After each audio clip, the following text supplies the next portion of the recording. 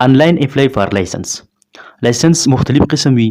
یو ریټیل کوم ته چې فارم 9 ویل کېږي، دغه شانتي فارم 11 هغې ته نارکوټکس ویل کېږي، داسې فارم 12 فارمیسي دپاره ریټیل آل میډیسن انکلوډینګ شیډول بی شیډول جی، او یو فارم 10 کوم ته چې هولسیل ویل کېږي یا ډسټریبیوشن دپاره وي.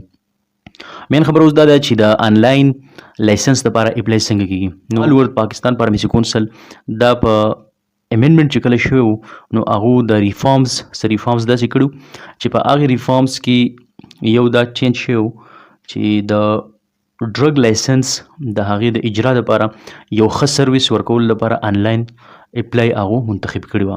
اوس دغه انلاین اپلای به څنګه کېږي؟ نو د ټولو نه اول بیسیک خبره دا ده چې کله چاته کیټګري A یا B میلاو شي نو هغه کیټګري A یا B باندې به دی اوس لایسنس ته اپلای کوي. نو اوس لایسنس ته به دی اپلای څنګه کوي؟ د هغې څه طریقه کار دی. طریقه کار هغې دا دی چې د ټولو نه اول دغه کیټګري B باندې به تاسو څه کوئ؟ په کیټګري B باندې به تاسو ته د خپل ډسټریکټ د ډرګ انسپکټر د آفیس نه به تاسو ته NOC میلاویدل دي. نو هغې NOC دپاره ستاسو سره په میډیکل سټور کې پروپایټرز د هغه ډاکومنټس او یو د کوالیفاید پرسن ډاکومنټس. د کوالیفاید پرسن مطلب دا دی چې دا کیټګري A یا B دا د چا په نوم باندې ده، چا کړې ده. نو دغه کوالیفاید پرسن د هغه ډاکومنټس او د پروپایټر ډاکومنټس دا به پکار وي. اوس هغه ډاکومنټس کم دي؟ نو هغه ډاکومنټس چې کوم دي په هغې کې NIC میټرک DMC او د دې سره NIC پکچرز او دغه شانتي د کوالیفاید پرسنز NIC میټرک DMC ډومیسایل او فوټوز، دا پاسپورټ سایز فوټوز پکار دي.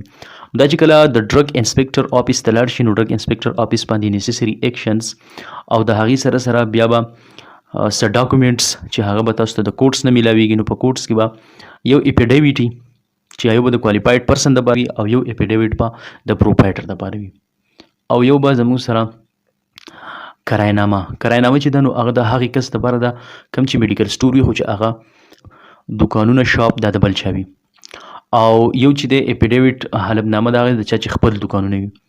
ښه د دغې نه علاوه دغه چې مکمل شي نو بیا به تاسو ته میلاویږي NOC.